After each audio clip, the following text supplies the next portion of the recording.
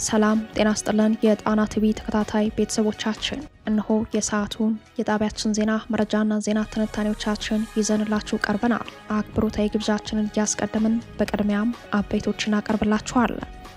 የፋኖ ኃይሎች በወሎ ቤት አማራ በጃማ ደጎሎ በሁለት አቅጣጫ ከአገዛዙ ጦር ጋር ከባድ ውጊያ ማድረጋቸው ተሰምተዋል። ፋኖ በወሰደው የማጥቃት እርምጃ በተጋድሎ በርካታ የአገዛዙ ወታደሮች ሞትና ቁስለኛ ሲደረጉ ቁስለኛ ወታደሮች እስከ ዛሬ ጠዋት ድረስ በዙ 23ና በሌሎች ከባባድ መሳሪያዎች ሽፋን ታግዘው ለሕክምና ወደ ደሴ ሪፈራል ሆስፒታል ተወስደዋል። ዝርዝር የግንባር መረጃው ቀጥታ ከግንባር ይቀርባል።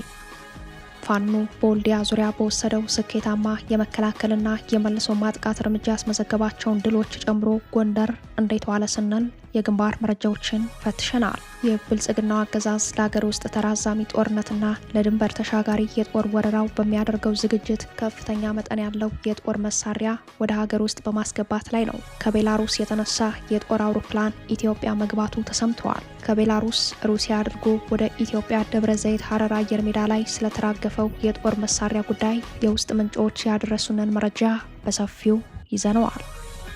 በሌላ በኩል በኢትዮጵያና በኤርትራ መካከል ያለው ወታደራዊ ውጥረት እያየለ በሄደበት በዚህ ወቅት በሰው ሰራሽ አስተውሎ ወይም ኤአይ የተሰሩ ምስሎችና ቪዲዮዎች በኢንተርኔት ላይ ጥላቻ እያባባሱ መሆናቸው ተጠቁመዋል። የሚሰራጩ ምስሎች በብልጽግናው አገዛዝና በአስመራ ገዢዎች መካከል ያለውን ወታደራዊ ውጥረት ይበልጥ ወደ ግጭት እንዲያመራ በማድረግ ላይ መሆናቸውን የሚያመላክተውን ዘገባ በዝርዝር ቃኝተነዋል።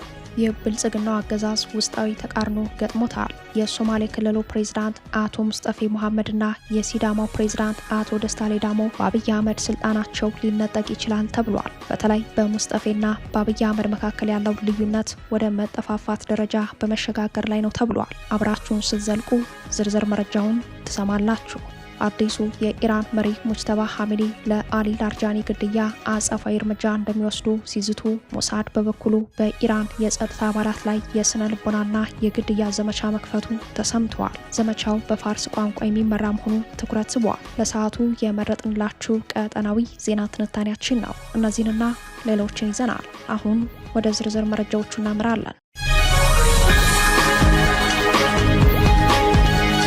በቅድሚያም ለመላው ሙስሊም ማህበረሰብ እንኳን ለ1447ኛው የኢድ አልፈጥር በዓል አደረሳችሁ እንላለን። በተለይም ታላቁን የረመዳን ወር በአስቸጋሪ ሁኔታ ውስጥ ሆናችሁ ያሳለፋችሁ የአማራ ሙስሊም ወገኖቻችን፣ ፋኖ ሙስሊም ጋሻዎቻችን የእንኳን አደረሳችሁ መልእክታችን በያላችሁበት ይድረሳችሁ። መልካም የኢድ አልፈጥር በዓል እያልን ከዚሁ ከበዓል መልእክት ጋር ተያይዞ አንድነት ለአማራ ህልውና፣ አንድነት ለመላው የእስልምና እምነት ተከታዮች እንኳን ለ1447ኛው የኢድ አልፈጥር በዓል አደረሳችሁ የሚል መልእክቱን አስተላልፏል። አንድነት በመልእክቱ የአማራ ህዝብ በኦህዴድ ብልጽግና የታወጀበትን የዘር ማጥፋት ጦርነት ለመመከት የህልውና ትግል እያደረገ ይገኛል ያለ ሲሆን በዚህ ህዝብና ሀገርን በሚያሻግር የትግል ዓላማ ላይ ያላችሁ ፋኖ ሙስሊም እህት ወንድሞቻችን እንኳን ለ1447ኛው የኢድ አልፈጥር በዓል በጀግንነትና በጽናት አደረሳችሁ እንላለን ብለዋል። በተለይ ታላቁን የረመዳን ወር በአስቸጋሪ ሁኔታ ውስጥ ሆናችሁ ያሳለፋችሁ የአማራ ሙስሊም ወገኖቻችን ባቀናችሁትና በመሰረታችሁት ሀገር በወለጋ በግፍና በግፍ ከቀያችሁ እየተሳደዳችሁ እየታረዳችሁና አካላችሁን እያጣችሁ ቤተሰባችሁ እየተበተነባችሁ ያላችሁ ወገኖቻችን በሙሉ በያላችሁበት ጽናትና ብርታትን እንመኛለን ሲል አንድነት መልእክቱን አስተላልፈዋል። በዚህ ስትራቴጂካዊና ስር ነቀል የህልውና ትግል ውስጥ የአማራ ህዝብ የትግል ባለቤትነት ሚናውን አጠናክሮ እንዲቀጥል ጥሪውን አቅርበዋል። አድማጭ ተመልካቾቻችን በመቀጠል በወሎ ቤት አማራና ጎንደር ቀጠናዎች የዋሉ አፍላ የውጊያ መረጃዎችን የግንባር ዘጋቢያችን ቀጥታ ከግንባር ወደሚያቀርብልን ዘገባ እንሻገራለን። ሰላም ጤና ይስጥልን፣ እንደምን ዋላችሁ። ወደ ዕለቱ የግንባር መረጃዎቻችን ስናመራ በዛሬው ዕለት በወሎ ቤት አማራ ስለተካሄዱ አውደ ውጊያዎች ላይ ያተኮረ ይሆናል። በዛሬው ዕለት ከጧት ጀምሮ በወልዲያ ዙሪያ በአገዛዝ ሰራዊትና እንደዚሁም በአፋብን ሚኒሊክ ዕዝ መካከል ከባድ አውደ ውጊያ ተካሂዷል። በወልዲያ ከተማ ስቴዲየም አካባቢ ሆኖ በከባድ መሳሪያ በወልዲያ ዙሪያ በሚገኙ ተራሮች ላይ የከባድ መሳሪያ ድብደባ ሲያካሄድ በአካባቢው የነበሩ በርካታ ያርሶ አደሩ የሰብል እንደዚሁም ቤቶች መውደማቸውንም ከቦታ የደረሰን መረጃ ያመላክታል። ይህን እንዳለ ፋኖ በእነዚሁ አካባቢዎች በወልዲያ ዙሪያ በወሰደው ስኬታማ የመከላከልና የመልሶ ማጥቃት እርምጃ በርካታ ያገዛዙ ወታደሮች ሲገደሉ በርካቶች ቆስለው ወደ ወልዲያና መርሳ ሆስፒታል መወሰዳቸውም ታውቋል።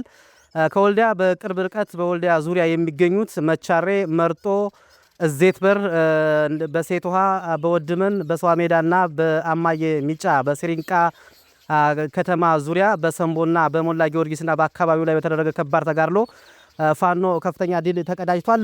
ከቦታው በደረሰ መረጃ መሰረት አገዛዙ ከ5 አምቡላንስ በላይ ሙትና አስከሬኑን ወደ ወልዲያና እንደዚሁም ወደ መርሳ ሆስፒታሎች ሲያመላልስ እንደዋለ ታውቋል። እንግዲህ በአካባቢው ላይ ከባድ ሽንፈት የደረሰበት አገዛዙም እንደተለመደው በንጹሃን ላይ የከባድ መሳሪያ ድብደባ ሲያካሂድ ነበረ። በዚሁ በወሎ ቤተ አማራ ወደ አምባሰል በተለይም በበሽሎ ወንዝ በሚገኙት ተሬና ዚሃ ወደሚባሉ ከተማ ተንቀሳቅሶ የነበረው ያገዛዙ ሰራዊት ገና በፋኖ ከበባ ሲፈጸምበት ወደ ኩታበር ተመልሷል። እንደዚሁም በምዕራብ ወሎ ቀጠና በወረኢሉና ጃማ የሚንቀሳቀሰው ዋሲል ክፍለ ጦር ከትናንት ጀምሮ ዛሬ ጠዋት ድረስም ከባድ ትንቅንቅ ሲያካሄድ ነበር። እንግዲህ ያገዛዙ 25 ጥምር ጦር እያለ የሚጠራው ያገዛዙ ሰራዊት ተደምሷል። ከተደመሱት ውስጥም አንዱ ያገዛዙ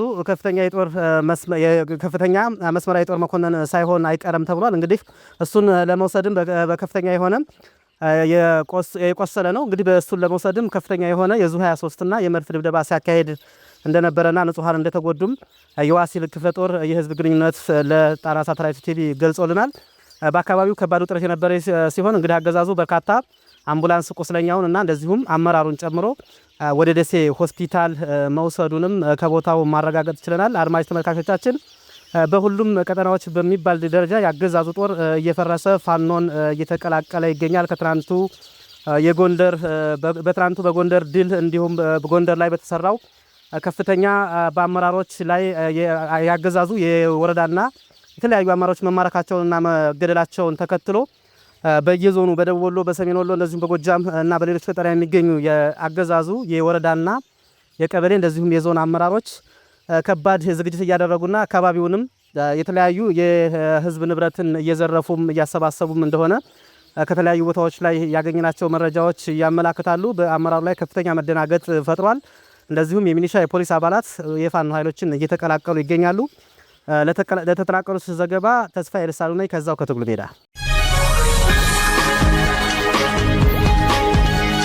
ከቤላሩስ የተነሳ የጦር አውሮፕላን ኢትዮጵያ መግባቱ ሲሰማ በኢትዮጵያና በኤርትራ መካከል ያለው ወታደራዊ ውጥረት እያየለ በሄደበት በዚህ ወቅት በሰው ሰራሽ አስተውሎት ወይም ኤአይ የተሰሩ ምስሎችና ቪዲዮዎች በኢንተርኔት ላይ ጥላቻ እያባባሱ መምጣታቸው ተገለጸ። ቤላሩስ ውስጥ መቀመጫውን ያደረገው ቲኤኢ ኤቪያ አየር መንገድ ንብረት የሆነ ወታደራዊ የጭነት አውሮፕላን ከቤላሩስ ዋና ከተማ ሚንስክ ተነስቶ ሩሲያ አስትራካን ላይ አጭር ቆይታ ካደረገ በኋላ ደብረ ዘይት በሚገኘው ሀረር ሜዳ አየር ኃይል ጣቢያ ማረፉ ተሰምተዋል። ይህ በረራ መጋቢት 8 ቀን እንደሆነ ታውቋል። በረራው ለመጀመሪያ ጊዜ የተካሄደ ሳይሆን ከታህሳስ ወር ጀምሮ ባሉት 4 ወራት በየጊዜው የተካሄደ መሆኑን የበረራው ምንጮች ጠቁመዋል። ይህ የጦር አውሮፕላን በምስራቅ አውሮፓና በኢትዮጵያ መካከል ያለውን የበረራ እንቅስቃሴ በሚከታተሉ ገለልተኛ አካላት ዘንድ ከባድ ትኩረት ስቧል። ይህ በረራ ከቤላሩስና ከሩሲያ ተነስቶ በቀጥታ ወደ ኢትዮጵያ ዋና ወታደራዊ የአየር ኃይል ጣቢያ ማምራቱ በሀገራቱ መካከል ያለውን የቀጠለ ሚስጥራዊ የጦር መሳሪያ ግዢ የሚያመላክት ሆኖ ተገኝቷልም ተብሏል። ከቅርብ ጊዜ ጀምሮ በቤላሩስ የጭነት አውሮፕላኖች አማካኝነት ወደ ደብረ ዘይት የሚደረጉ በረራዎች ትኩረት የሳቡ አውሮፕላኖች የሚጭኑት ቁሳቁስ ብቻ ሳይሆን ይዘውት የሚመጡት የሰው ኃይል ጭምር በመሆኑ ነው። በደብረ ዘይት ሀረር ሜዳ አየር ኃይል ቤዝ ውስጥ ከበስተጀርባ ከፍተኛ ቁጥር ያላቸው የቤላሩስ ወታደራዊ አማካሪዎችና የቴክኒክ መሐንዲሶች እንደሚገኙ ከዚህ ቀደም መዘገባችን ይታወሳል። እነዚህ ባለሙያዎች በተለይ በኢትዮጵያ አየር ኃይል ውስጥ የሚገኙትን የጦር መሳሪያዎች ኦፕሬሽንና ጥገና በበላይነት የሚመሩ ሲሆን በቅርቡ ወደ ሀገር ውስጥ የገቡትን አዳዲስ የድሮን ቴክኖሎጂዎችና የኤሌክትሮኒክስ ጦርነት መሳሪያዎችን ለኢትዮጵያ ሰራዊት የማላመድና ስልጠና የመስጠት ኃላፊነት ተጥሎባቸዋል ተብሏል። የእነዚህ አማካሪዎች መገኘት የብልጽግናውን አገዛዝ አየር ኃይል በቴክኒክ ራሱን እንዲችልና በተለይም ከፋኖ ኃይሎች ጋር የገጠመው ውጊያ ሽንፈት እየበዛበት ከመምጣቱ ጋር እንደሚያያዝ የመረጃው ምንጮች ያብራራሉ። ደብረ ዘይት የሚገኘው የሀረር ሜዳ አየር ኃይል ጣቢያ በቅርቡ መጠነ ሰፊ የማስፋፊያና የእድሳት ስራ የተከናወነለት ሲሆን የአውሮፕላን ማረፊያው ርዝመት እስከ 4.1 ኪሎ ሜትር እንዲረዝም ተደርጓል። ይህ እድሳትም ግዙፍ የጭነት አውሮፕላኖች በብዛትና በደህንነት እንዲያርፉበት ለማድረግ የታሰበ ሲሆን ሲሆን ጣቢያው ከቅርብ ጊዜ ወዲህ ከተባበሩት አረብ ኤሚሬቶች ከቱርክና አሁን ደግሞ ከቤላሩስ ለሚመጡ ወታደራዊ ጠቀሜታ ያላቸው የጭነት በረራዎች ዋነኛ መዳረሻ ሆኖ እያገለገለ ይገኛል። በጠቅላይ ሚኒስትር አብይ አህመድና በአሌክሳንደር ሉካሼንኮ የቤላሩስ መንግስት መካከል ያለው ወታደራዊ ግንኙነት እጅግ ጥልቅና ሚስጥራዊ በሆነ መልኩ የሚከናወን እንደሆነም ይነገራል። ቤላሩስ ለኢትዮጵያ አየር ኃይል በተለይም እነ ጄኔራል ይልማ መርዳሳ የሚፎክሩባቸውን ሱ-27 ተዋጊ ጄቶችና ኤስ-300 የተሰኙ የረጅም ርቀት የአየር መከላከያ ሚሳኤሎችን በማዘመንና በመጠገን ረገድ ቀዳሚውን ሚና ትጫወታለች። ቤላሩስ ውስጥ የሚገኘው 558ኛው የአውሮፕላን ጥገና ፋብሪካ ከኢትዮጵያ አየር ኃይል ጋር ቀጥተኛ ግንኙነት ያለው ሲሆን የኢትዮጵያ ባለሙያዎች በቤላሩስ ስልጠና እንዲያገኙና የቤላሩስ ወታደራዊ መሐንዲሶች ደግሞ በደብረ ዘይት በቋሚነት እየሰሩ እንደሚገኙ መረጃዎች ያመላክታሉ። ከዚህ በተጨማሪም ቤላሩስ ለብልጽግናው አገዛዝ የድሮን መቃወሚያ ቴክኖሎጂዎችን በማቅረብ ብልጽግና ከምዕራባውያን የሚቀርብበትን የጦር መሳሪያ ግዢ ክልከላና ጫና እንዲቋቋም ትልቅ ድጋፍ እንደምታደርግለት ይነገራል። ይህ በእንዲህ እንዳለ በኢትዮጵያና በኤርትራ መካከል ያለው ወታደራዊ ውጥረት እያየለ በሄደበት በዚህ ወቅት በሰው ሰራሽ አስተውሎት ወይም ኤአይ የተሰሩ ምስሎችና ቪዲዮዎች በኢንተርኔት ላይ ጥላቻ እያባባሱ መምጣታቸው ተገለጸ። የዲጂታል የጦር መሳሪያዎቹ ግጭትን ቀላል አድርገው በማቅረብ የማህበረሰቡን ስሜት ለማነሳሳት እየዋሉ ነው ተብሏል። ጠቅላይ ሚኒስትር አብይ አህመድ ኢትዮጵያ የባህር በር ማግኘት አለባት በሚል ካለፈው ጥቅምት ጀምሮ በተደጋጋሚ መግለጫ መስጠታቸው ለውጥረቱ መባባስ ምክንያት ሆኗል ነው የተባለው። በተለይ የአሰብ ወደብ እንደ ዋነኛ ግብ መነሳቱ ስጋቱን ከፍ አድርጎታል። በጉዳዩ ላይ በስፋት እየተንሸራሸረ የቆየው የፖለቲካ ንግግሩ አሁን ወደ ዲጂታል ዓለም መሸጋገሩን የፈረንሳይ ዜና አገልግሎት ዘግቧል። የራሳቸውን ወገን ወታደራዊ የበላይነት የሚያሳዩ የተቃራኒ መሪዎችን የሚያዋርዱና ጦርነትን ያለምንም መስዋዕትነት የሚጠናቀቅ ድል አድርገው የሚያቀርቡ የኤአይ ምስሎች በማህበራዊ ሚዲያ ላይ በስፋት እየተሰራጩ ይገኛሉ ሲል የስነ ልቦና ጦርነቱን በዘገባው ያመላከተው ኤኤፍፒ ሁኔታውን አደገኛ ሲል ገልጾታል። ከ80 ሺህ በላይ ተከታዮች ያሉት ኤልያስ ከበደ ዘመድኩን ምስሎችን ሲያጋራ መቆየቱን ነግሮኛል ያለው የዜና ምንጩ ዓላማው ሀገራዊ ትረካን ማስተዋወቅ እንደሆነ ከማህበራዊ ሚዲያ አንቂው መስማቱን ጠቅሷል። እንደዚያም ሆኖ ግን ኤአይ እውነታውን እንደሚሸፍን ግን አልሸሸገም ነው ያለው። በምላሹም የኤርትራ ደጋፊዎች የኢትዮጵያን መርከቦች ሲሰምጡ የሚያሳዩ ምስሎችን በመልቀቅ ላይ ናቸው። እነዚህን መሰል ምስሎች በብልጽግናው አገዛዝና በአስመራ ገዢዎች መካከል ያለውን ወታደራዊ ውጥረት ይበልጥ ወደ ግጭት እንዲያመራ በማድረግ ላይ መሆናቸውም በዘገባው ላይ ተመላክተዋል። የህወሓት ዘመቻ መክት የተባለው ወታደራዊ ክንፍ ስንቅና ትጥቅ እንዲሁም የሎጂስቲክና ገንዘብ አሰባሳቢ ኮሚቴ በአዲስ አበባ መቋቋሙ ተሰምተዋል። በሌላ በኩል የጠቅላይ ሚኒስትሩ አማካሪ አቶ ጌታቸው ረዳ ከተጠናከረው የህወሓት የጦርነት ዝግጅት ጋር የተያያዘ ስብሰባ በአዲስ አበባ ማካሄዳቸው ታውቋል። አቶ ጌታቸው በአዲስ አበባ ከትግራይ ተወላጆች ጋር ባካሄዱት ስብሰባ ላይ የኤርትራ ወጣት በ30 ዓመታት ተሰዶ አልቋል፣ የትግራይ ወጣት ተሰዶ ለማለቅ 3 ዓመት የሚፈጅበት አይመስለኝም ሲሉ ተሰምተዋል።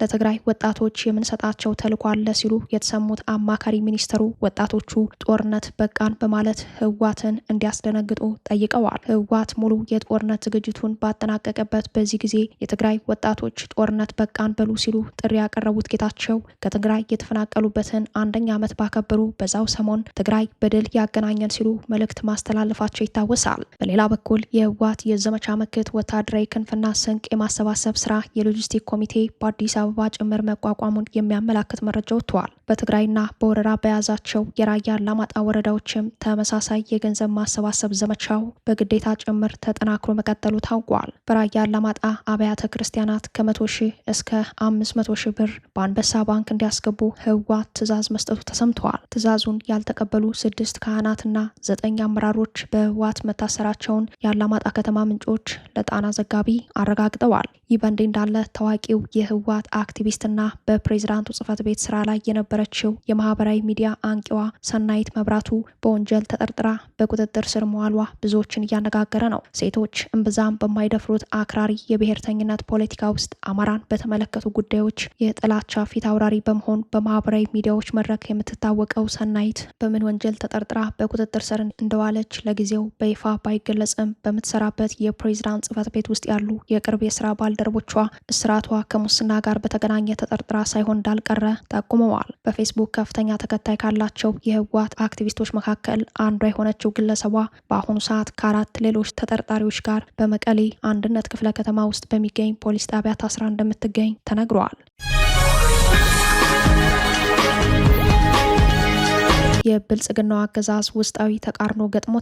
የሶማሌ ክልሉ ፕሬዝዳንት አቶ ሙስጠፌ መሐመድና የሲዳማው ፕሬዝዳንት አቶ ደስታ ሌዳሞ በአብይ አህመድ ስልጣናቸው ሊነጠቅ ይችላል ተብሏል። በተለይም በሙስጠፌና አብይ አህመድ መካከል ያለው ልዩነት ወደ መጠፋፋት ደረጃ በመሸጋገር ላይ ነው ተብሏል። የብልጽግናው አገዛዝ ውስጣዊ ተቃርኖ በማደግ ላይ መሆኑን የሚጠቁሙ መረጃዎች ወጥተዋል። አቶ ሙስጠፌ መሐመድ በአብይ አህመድ ስልጣን እንደ ስጋት በመቆጠራቸው በሚቀጥሉት ቀናት በቁጥጥር ስር በመዋል ከስልጣን ሊነሱ የሚችሉበት ሁኔታ እንዳለ ተጠቁመዋል። በተጨማሪም የሲዳማ ክልል ፕሬዝዳንቱ አቶ ደስታ ሌዳሞ ከፕሬዝዳንትነት ስልጣን በመነሳት በአምባሳደር ወይንም የፌዴራል የስልጣን እርከን ሊመደቡ እንደሚችል ተጠቁመዋል። በተለይ የሶማሌ ክልል ርዕሰ መስተዳደር አቶ ሙስጠፌ መሐመድ ከብልጽግናው አለቃ ጋር የገቡበት ፍጥጫ ለስልጣናቸው ብቻ ሳይሆን ለራሳቸውም አደጋ እንደሆነ ነው የውስጥ ምንጮች የጠቆሙት። ሙስጠፌ አብይ ከስልጣን የሚያነሳቸው ከሆነ ሶማሌ ክልልን እንደሚገነጥሉና ኢትዮጵያም እንደምትፈርስ ለቅርብ ሰዎቻቸው መናገራቸውን የገለጹት የመረጃው ምንጮች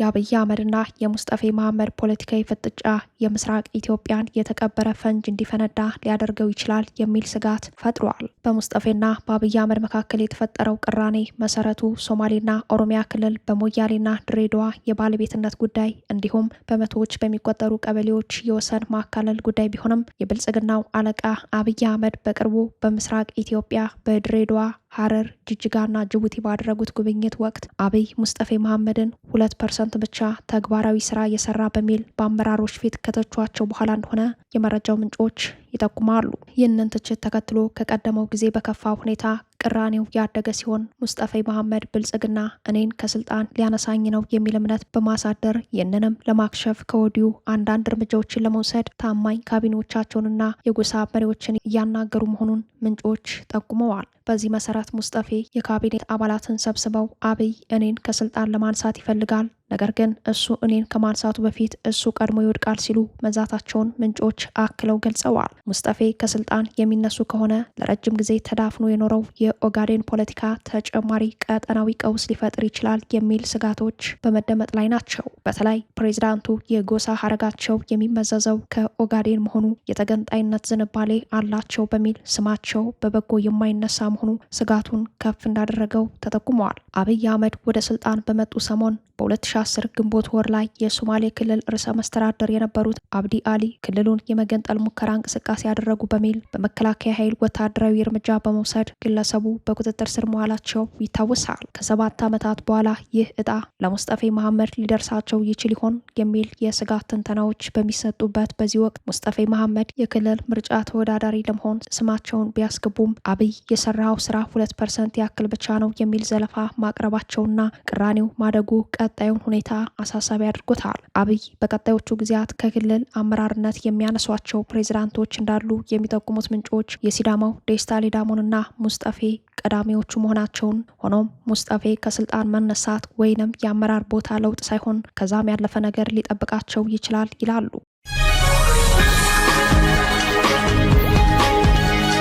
አዲሱ የኢራን መሪ ሙጅተባ ኻሜኒ ለአሊ ላርጃኒ ግድያ አጸፋዊ እርምጃ እንደሚወስዱ ሲዝቱ፣ ሞሳድ በበኩሉ በኢራን የጸጥታ አባላት ላይ የስነ ልቦናና የግድያ ዘመቻ መክፈቱ ተሰምተዋል። ዘመቻው በፋርስ ቋንቋ የሚመራ መሆኑ ትኩረት ስበዋል። በመካከለኛው ምስራቅ ያለው ውጥረት ከፍተኛ ደረጃ ላይ በደረሰበት በዚህ ወቅት አባታቸውን ተክተው ስልጣን የያዙት አዲሱ የኢራን ጠቅላይ መሪ ሙጅተባ ኻሜኒ ለደህንነት ዘርፍ ኃላፊያቸው አሊ ላርጃኒ ግድያ ጠንካራ የበቀል እርምጃ እንደሚወስዱ አስታወቁ። ሙጅተባ ኻሜኒ ስልጣን ከያዙ በኋላ በሰጡት ሁለተኛ የጽሑፍ መግለጫ የሰማዕታቱ ወንጀለኛ ገዳዮች ዋጋቸውን መክፈል አለባቸው ሲሉ አስጠንቅቀዋል። ባለፈው ማክሰኞ በእስራኤል የአየር ድብደባ የተገደሉትን ከፍተኛ የደህንነት ባለስልጣን አሊ ላርጃኒን አዋቂ፣ ብልህና ለዓላማቸው የታመኑ ግለሰብ ሲሉ ገልጸዋቸዋል። የኢራን ቁልፍ የፖለቲካ ሰው የሆኑት አሊ ላርጃኒ መገደል በቴሄራን የስልጣን ኮሪደር ውስጥ ትልቅ ክፍተት መፈጠሩን ተንታኞች ያስረዳሉ። የከፍተኛ ደህንነት ሹሙ ግድያ የኢራንን የውሳኔ አሰጣጥ ሂደት ከማወሳሰቡ በላይ ሀገሪቱ ያሏትን ጥቂት አማራጮች ይበልጥ እያጠበባቸው ይገኛል። አሊ ላርጃኒ ተራ ፖለቲከኛ አልነበሩም የሚሉት ተንታኞች ላርጃኒ ከታዋቂ የሃይማኖት ቤተሰብ በመምጣታቸው ያላቸውን መንፈሳዊ ተቀባይነትና ከኢራን አብዮታዊ ዘብ ጋር ያላቸውን ጥልቅ ግንኙነት በማጣመር በሀገሪቱ የተለያዩ የስልጣን አካላት መካከል እንደ ዋና አስታራቂ ያገለግሉ እንደነበር ያውሳሉ።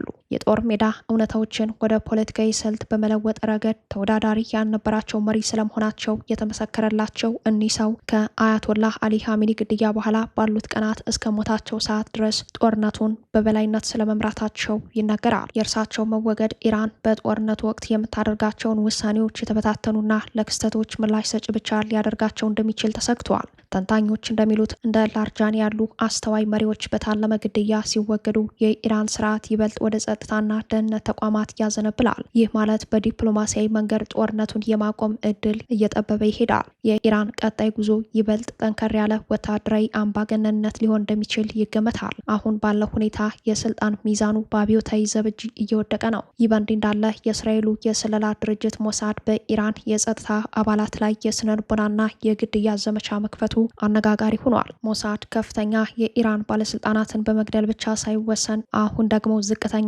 የፖሊስ መኮንኖችን በስልክ በመደወል ከህዝቡ ጎን ካልቆማችሁ ትገደላላችሁ የሚል የማስፈራራት ዘመቻ መጀመሩ ነው የተሰማው። ዎል ስትሪት ጆርናል ይፋ ባደረገው መረጃ መሰረት የፋርስ ቋንቋ ተናጋሪ የሆኑ የሞሳድ ወኪሎች ለኢራን ፖሊስ አዛዦች በቀጥታ ስልክ በመደወል ስለናንተ ሁሉንም ነገር እናውቃለን፣ በጥቁር መዝገባችን ውስጥ ናችሁ፣ አስቀድመን የምናስጠነቅቃችሁ ከኢራን ህዝብ ጎን እንድትቆሙ ነው፣ ይህንን ካላደረጋችሁ ግን እጣ ፈንታችሁ እንደ መሪዎቻችሁ ይሆናል የሚል ማስጠንቀቂያ እያስተላለፉ ይገኛሉ። በአንድ የተቀዳ ድምጽ ላይ አንድ የኢራን ፖሊስ አዛዥ በድንጋጤ ተውጦ እኔን አስከሬን ነኝ ብላችሁ ቁጠሩኝ፣ እባካችሁ ብቻ መታችሁ እርዱን ሲሉ መማጸኑ የተደራቢውን የስነ ልቦና ስብራት ያሳያል። መረጃዎች እንደሚያመላክቱት በኢራን የጸጥታ ኃይሎች ውስጥ ከፍተኛ አለመረጋጋት ሰፍኗል።